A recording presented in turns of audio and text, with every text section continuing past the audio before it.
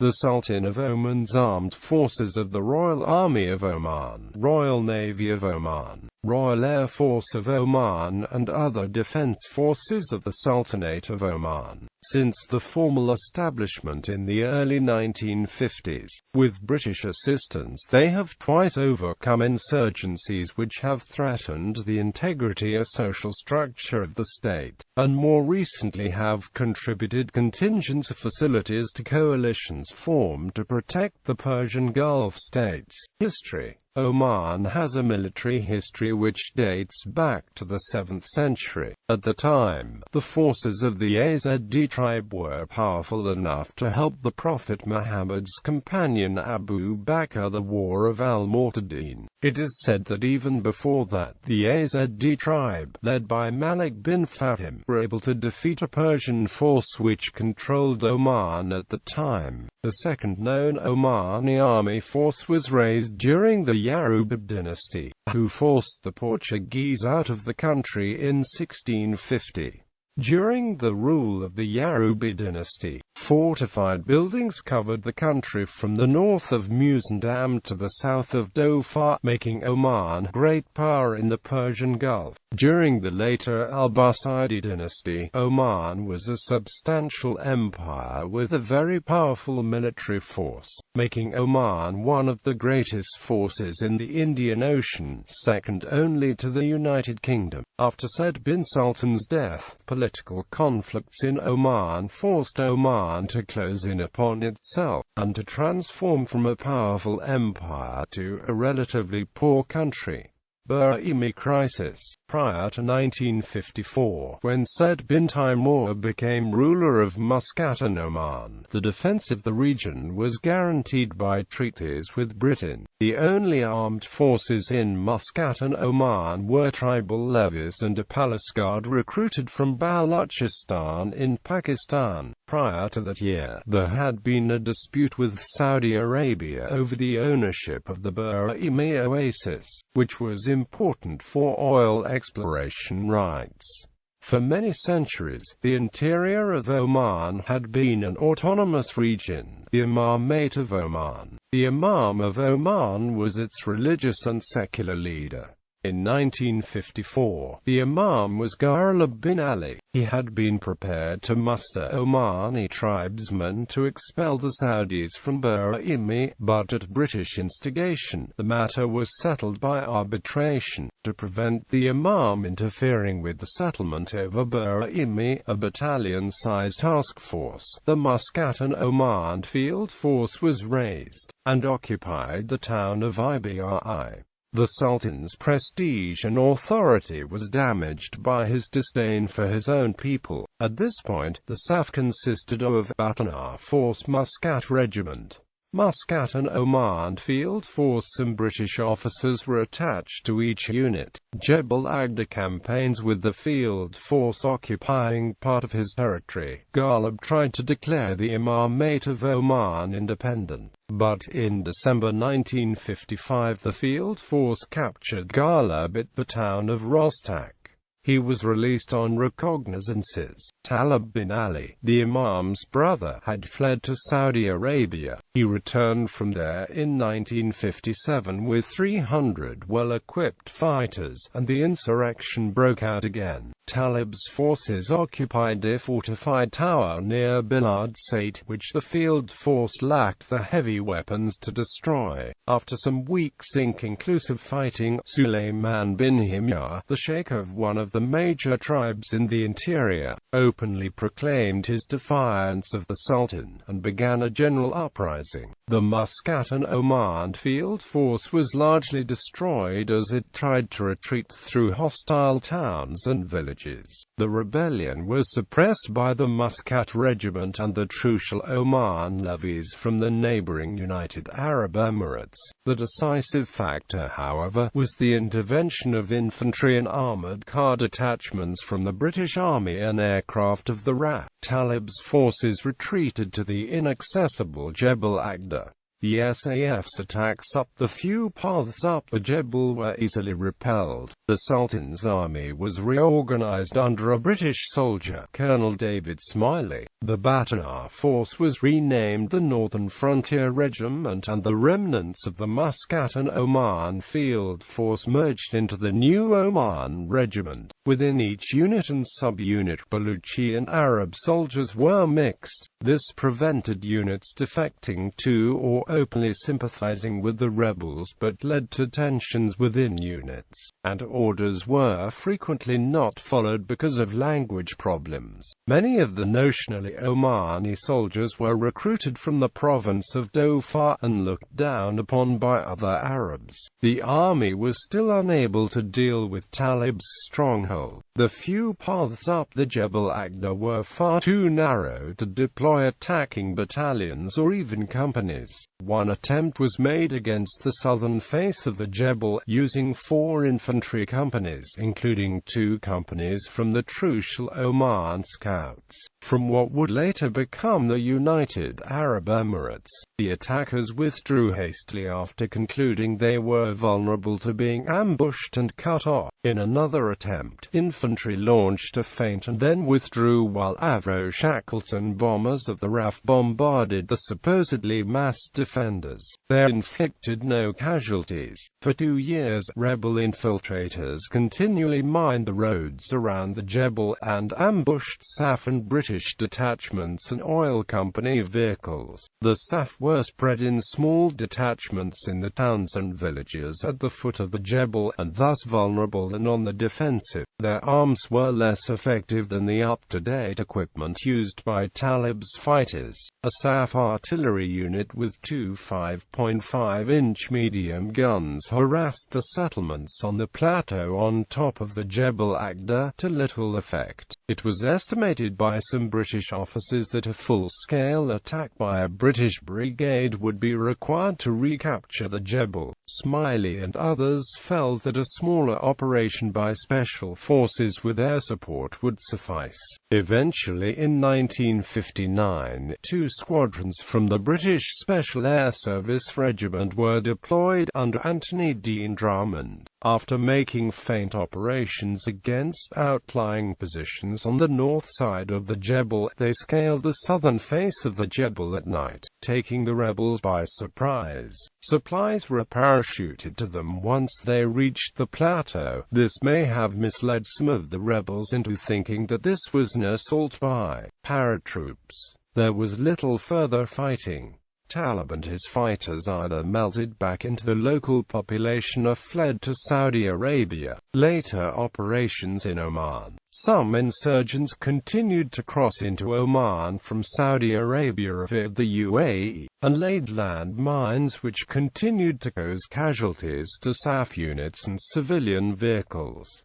The SAF lacked the numbers to prevent this infiltration. A paramilitary force, the Oman Gendarmerie, was formed in 1960 to assist the SAF in this task, and also to take over normal policing duties. The landmine campaign eventually dwindled away. The only apparent threat to Oman at this point appeared to be a shadowy Marxist group who attempted to assassinate the Sultan's interior minister, and may also have planted bombs on civil aircraft, including a Vickers VAR account of United Arab Airlines which broke up in mid-air 27.5 kilometers north of Elba on the 29th of September 1960, killing all 23 people on board. Dhofar Campaign in 1964, a rebellion began in the southern province of Dhofar, again supported by Saudi Arabia. The initial aims of the rebellion were greater autonomy for the region, and an improvement in its living standards. The Sultan's forces in Dhofar consisted only of an irregular Dhofar force recruited from local Jibali tribes. Only in 1965 were 2 battalions of the SAF sent to the province. Most units of the Omani army at this time were under strength, and badly equipped and trained. The Air Force consisted of a few piston-engine transport and ground attack aircraft. The Navy possessed a single dhow. The Dhofar force was disbanded in 1966, after some of its members tried to assassinate the Sultan. The Desert Regiment was raised to replace it. The Southern Regiment was also formed, and all Baluchi soldiers were eventually concentrated in the 2 battalions of this regiment. Although the change took several years to implement fully, the rebellion continued at a low level until 1967. In that year, the establishment of the People's Democratic Republic of Yemen adjacent to Dhofar gave the rebels access to sources of arms, supplies and recruits, and also radicalized the rebel movement. As the PFLOAG, this sought the overthrow of the Sultanate and other pro-Western regimes in the Persian Gulf. By 1969, the Adu, as the rebels were known, had overrun much of Dhofar, and there were attacks on SAF positions elsewhere in Oman. It was clear to the Sultan's British backers and advisers that the situation was critical. Said bin Taimur's rule had been reactionary and despotic. Almost all progress since the Middle Ages had been outlawed in Oman. In 1970, the Sultan was overthrown in a palace coup, almost certainly with British connivance. His son, Qaboos bin Said, replaced him. Reform and modernization. Qaboos had attended the Royal Military Academy Sandhurst and served as an officer in the British Army with the 1st BN, the Cameronians. His outlook was far wider and more liberal than his father's. He immediately instituted major social and military reforms throughout the country, as part of a Hearts and Minds campaign to win over the population of Dhofar. An amnesty was declared for surrendered rebels. Former rebels formed Furqa irregular units, trained and assisted by teams from the Special Air Service. The Furqits eventually numbered 1,800, and deprived the rebels of local support in the home areas. Meanwhile, the regular units of the army were expanded and re-equipped. More Omanis were recruited and Baluchis were concentrated in separated units. Large numbers of officers and NCO instructors seconded from the British Army and Royal Marines were attached to units. 2 new infantry units were raised in 1971, the Frontier Force in Dhofar and the Jebel Regiment in the interior of Oman. The various supporting arms, which had previously existed as ad hoc units and detachments, were also formally established. The new corps were the Artillery Regiment, Signal Regiment, Armored Car Squadron, Engineering Unit, Garrison Detachment and the Training Regiment. The Oman Gendarmerie was also strengthened and modernized. The Air Force acquired BAC Strike Master and Hawker Hunter attack aircraft, Short Skyvan and Caribou transport aircraft, and new H-1 Iroquois helicopters, flown by seconded RAFA contract pilots. 2 Pilatus Porter air ambulances used extensively during the Dhofar conflict were retained in the Air Force until the late 1970s. Later operations in Dhofar, the Army established lines of defensive posts to block rebel movements and supply trains, assisted by troops supplied by the Shah of Iran. The process took time, but by 1972 the rebels were being starved of support. To retrieve the situation, they launched a major attack on the coastal town of Mirbat, but were defeated by Furqits, Gendarmerie and Shash detachments, with air support. In 1973, an SAF offensive intended to capture the main rebel supply base at Shurshiti Caves was defeated, although an exposed position at Safay near the border with the PDRY was captured. This position, codenamed Simba, was held for 2 years. Meanwhile, the Adu were slowly driven to the edge of the former territory. Another offensive in 1975 finally isolated the rebels from the PDRY. The rebellion was declared to be over in 1976. At the end of this period, the army numbered 13,000. It was organized into a southern brigade, and a northern brigade which garrisoned the rest of the country. The army's commander-in-chief during most of the Dhofar Rebellion was Major General Timothy Creasy, who was replaced near the end of the conflict by Major General Ken Perkins. Gulf Wars. In the years following the end of the Dhofar Rebellion, the SAF continued to expand and modernize.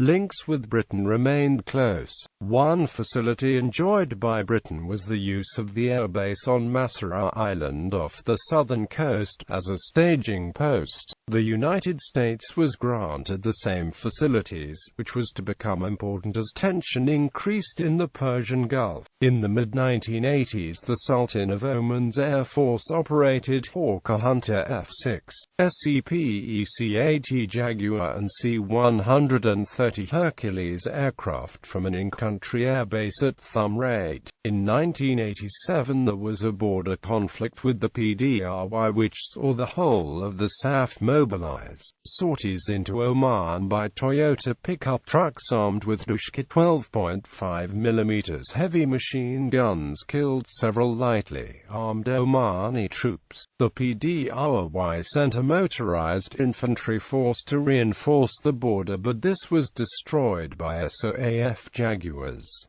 Peace talks quickly followed. As part of the Gulf Cooperation Council, Oman assigned an infantry battalion to the force known as Peninsula Shield during the Iran-Iraq War. In 1990, the Iraqi army unexpectedly invaded Kuwait, also a member of the GCC. A large international coalition formed, first to discourage further Iraqi aggression. The aims of the coalition changed to the restoration of Kuwaiti sovereignty, as more forces were deployed to Saudi Arabia. Oman's role in First Gulf War was mainly as a base area and staging post from the large United States Air Force and British Royal Air Force. Contingents deployed to the Persian Gulf. Some transport aircraft and tanker aircraft flew out of Masrur, but the Sultan of Oman's Air Force did not directly participate in attacks on Iraq. An Omani battalion served in Saudi Arabia as part of the GCC contribution to the ground war to liberate Kuwait. It formed part of the Saudi Arabian-led Task Force Omar along with the Saudi 10th Mechanized Brigade.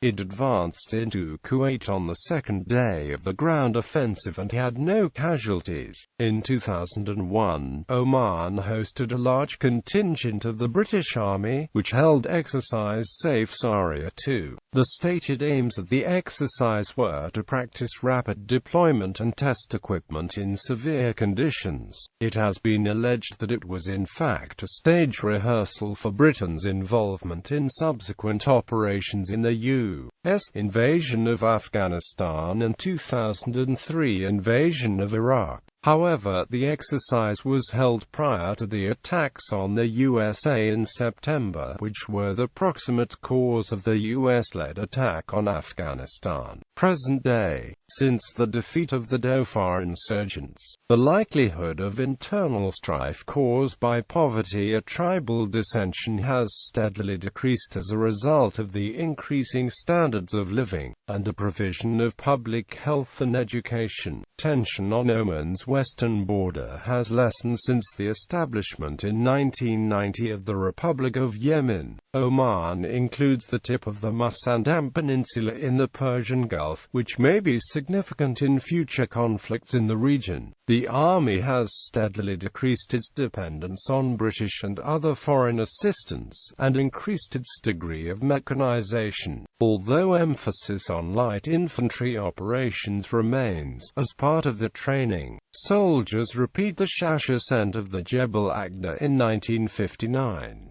The Navy is one of the most modern in the region, and the Air Force is respected. In any future major regional conflict, Oman may be able to rely on support and aid from Britain and the United States. Equipment. The Omani army is qualitatively superior to that of many neighboring countries, with one regiment of British-built Challenger 2 main battle tanks, and the other slightly larger regiment of M60 MBTs round rounding out Oman's sole armored brigade. Oman recently received 174 Piranha light armored vehicles and over 80 VBL Scout cars from France to further strengthen military capabilities. In terms of artillery, in the 1990s Oman received G6 155mm howitzers from South Africa, and Oman's anti-tank capabilities are to be greatly strengthened by the soon-to-be-delivered 100 Javelin missiles from the United States.